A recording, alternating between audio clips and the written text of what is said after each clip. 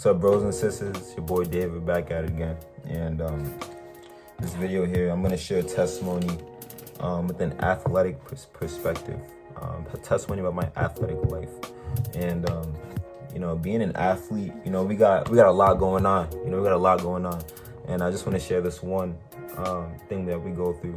Before a game, right before game day, probably in the bus for college, or you about to leave your high school and go play, or middle school, whatever it may be, and you just get those nerves, like you get that scary feeling in your body, like, man, I hope I play good. I hope I don't make any mistakes, or I hope someone still doesn't see me this way, or someone still sees me that way.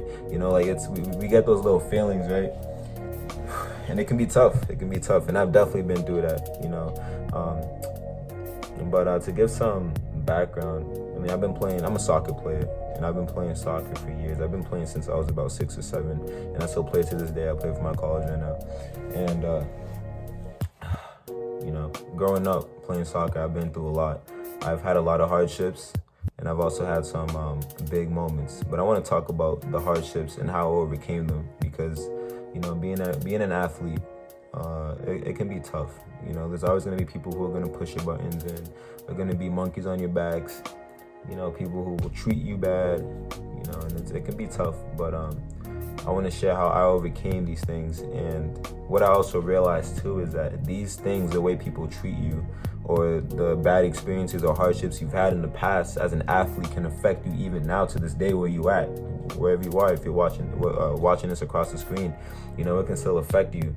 And I want to tell you how I overcame it, for real. And yes, I do classify myself as a Christian athlete.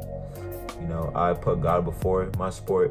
I know God gave me the talent to get into it and play my best no matter where I go. And I definitely want to encourage, Christian athletes to lean on God to help you with these problems, and to help you go far. But even for my non-believers, or just athletes who would like to hear this out and see, this aspect, this insight, this is for you. Hear it out. Hear it out. This might lighten you up and uplift you. I hope it does. I pray it does. But let's tap in. So I want to tap in to my high school years of soccer. High school years were very interesting years. What I'm saying? And first of all, shout out to Lowell High. Shout out to all my past teammates from Lowell High, man. I love all y'all. Sometimes y'all made it hard for me, but I thank y'all, because it made me who I am today. And also, I've really learned a lot from all y'all. You guys are awesome people. So let's kick it. So starting in freshman year, I came in, and just to start out, Lowell High was a very talented soccer team. I'm talking about talent. Like, we had a lot of foreign players, a lot of players who have been playing for years, who watch soccer, eat soccer, sleep with soccer, drink soccer. Like, these guys were in it, you know what I'm saying? And shout out to them. We even got one player right now who's playing pro. Shout out to Miley. Yes, sir. We're a very talented team. And coming in as a youngster, it was tough, because me personally, I was a very sensitive person. And that being said, someone could just be like, David, your touch sucks. And I would take it to heart, even if I didn't want to. You know what I'm saying? Like, even if I didn't want to take that insult to heart, it would keep on tormenting me. You know what I'm saying? And it was very annoying. Right? It sucks. It sucks. And I think that's what most athletes we go through. We go through that torment. We try to tell ourselves, man, he ain't in my head, she ain't in my head, I'm chilling. But it's still annoying you. Or that's what happened to me. I don't know about y'all, but that's what happened to me. But let's get into it. So freshman year, I came in, I made the varsity team. Playing with higher level players, it was tough. It was tough, for real. There were times, as a freshman, you're gonna be nervous. Because you're playing with guys who've been used to the game longer than you. And you're coming in there and you're scared. You don't want to mess up. And I'll tell you this too, my coaches, Coach Jason and Bill, y'all awesome. I love y'all. They were tough coaches. You know what I'm saying? They didn't play. And you make a little mistake, my head coach is gonna get at you. He's gonna scream at you, man. It's gonna be, it's like it's to the point where you don't even want it. You don't want to make a mistake because you're scared to hear that yelling, that screaming. So it was crazy. But freshman year, very nerve wracking, and then sophomore year, and junior year were my toughest years because I've made a lot of mistakes as an athlete. We all make mistakes, of course, but a few of my mistakes were very big game mistakes, to tell you the truth. And I will show a video of one of the mistakes I made, and I'm glad because I learned from it. It was a very tough one. So let's skip sophomore year for a second. We're gonna go to junior year. And junior year for Lowell High soccer, my junior year was a big year for us. You know, we went far. We went to the semifinals for states. We won our MVCs. We're a powerful team. We had powerful players. We went far to states, and we went to the semifinals and played against Lexington, and a pretty good team too. Now my junior year, I had an okay season. You know, I was doing my best, and then we played Lexington semifinal. I go in for a lunge. I miss straight up.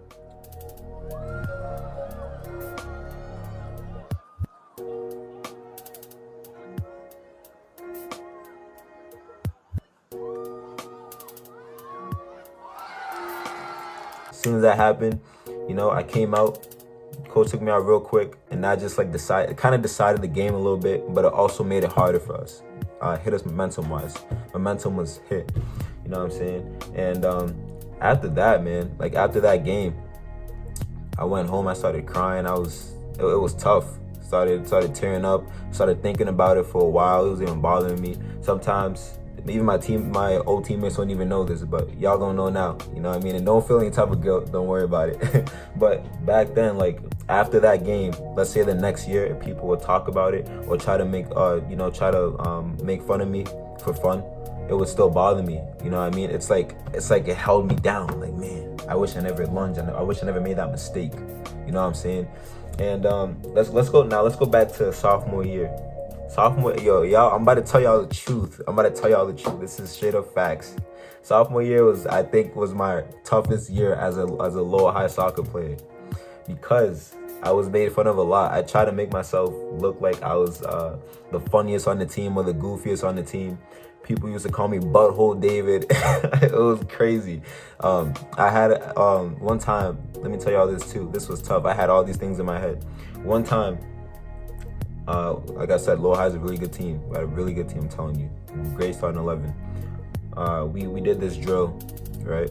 And it's basically passing the ball around the starting 11, just passing the ball around. And then coach would have the bench on the side, and he would, every time he blow the whistle, one kid who won a yellow penny would come in to pressure us. You know what I'm saying? So ball came to me. I got the ball.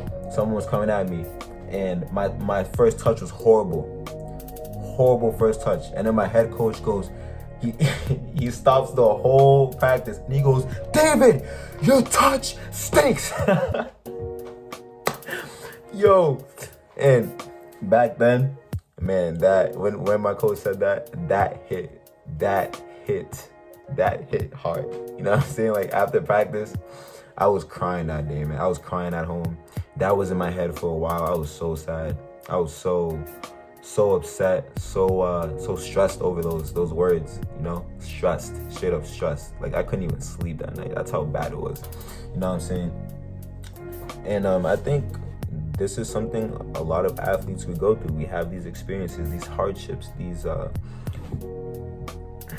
problems that we go through as athletes, and they can kind of stick in our head, and they can mess up our game. Because after my coach told me that, and not trying to harm coach, like he's an awesome coach, great coach. I learned a lot from that guy.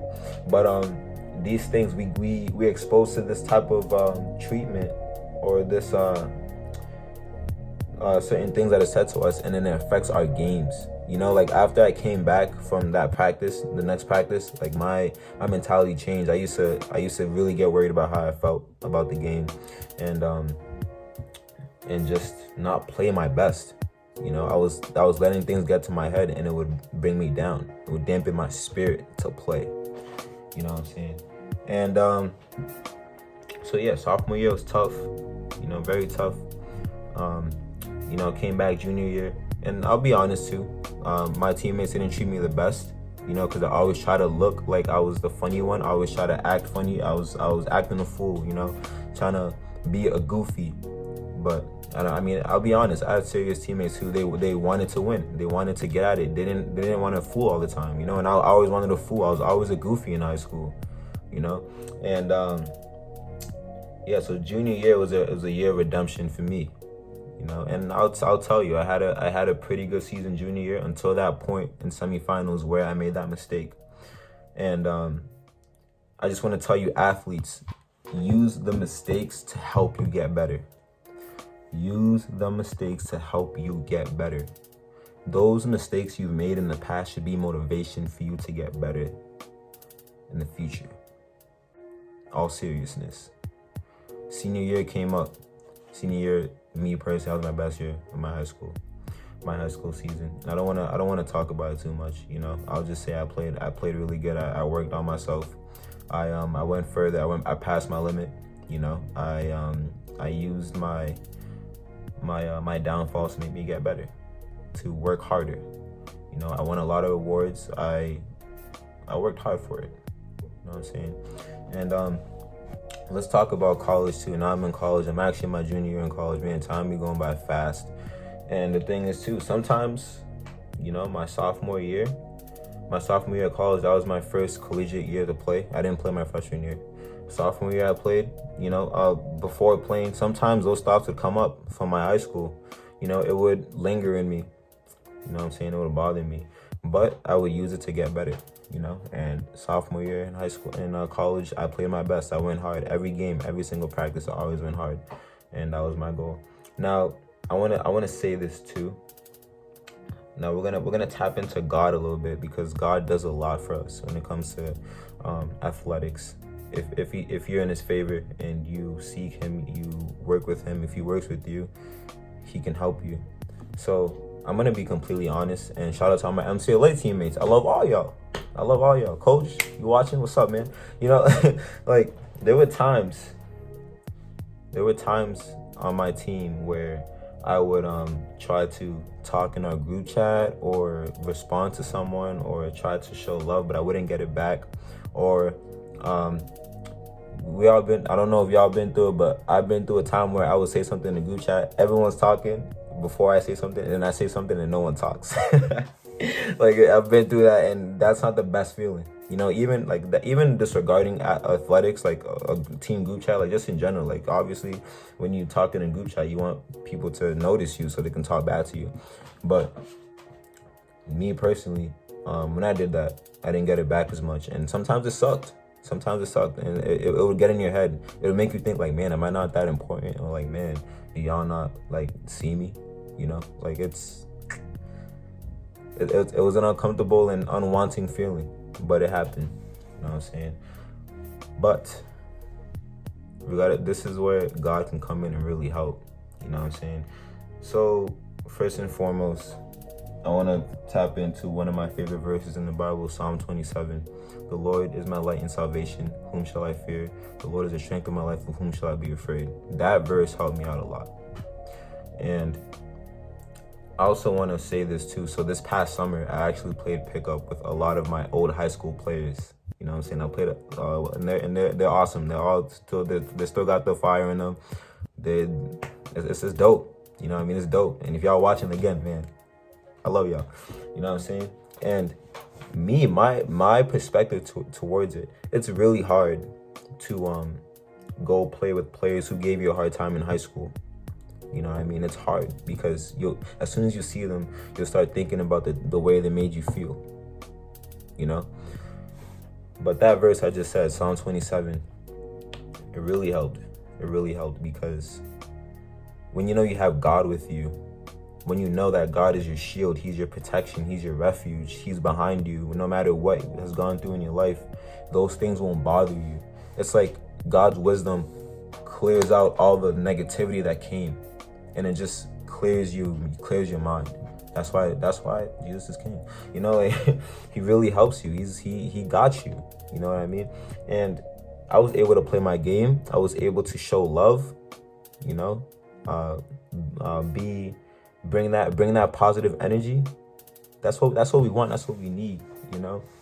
And, you know, from a player who wasn't really looked at as much as a good player or someone who's like usable, now they're like, wow, David, you know, you worked hard, or wow, man, you changed. That's one thing I realized. So a lot of people say, wow, you changed, you got better, wow, your touch is better now, you know. Like, I used the negative things in the past to make me better, and I want to encourage y'all to do that too. And that's another thing with the mentality. You know, God can help you with your mentality. He can throw those things away and give you something better, which is his joy, his peace. You know, the Holy Spirit will give you peace, like straight up. Like, it's a great way for athletics too. And the thing is, so when you have the Holy Spirit in you, it even helps you more, because soccer itself, I mean, there may be other players here who play different sports, but, you know, I believe every sport you play, you need composure. And soccer is a big sport where composure takes a big role. You know what I mean? And that's one of the fruits of the Holy Spirit, self-control. So, like, when I'm in a game, I'm so calm. And this time I don't have to really put in much effort. It just comes in. It just flows in. The Holy Spirit just flows it in. You know, and I really want to encourage y'all with that too. You know, Christian athletes, or aspiring Christian athletes, or just athletes in general, unbelievers, man. Like, y'all should tap in. It's awesome. But again, I'm not forcing it on you. And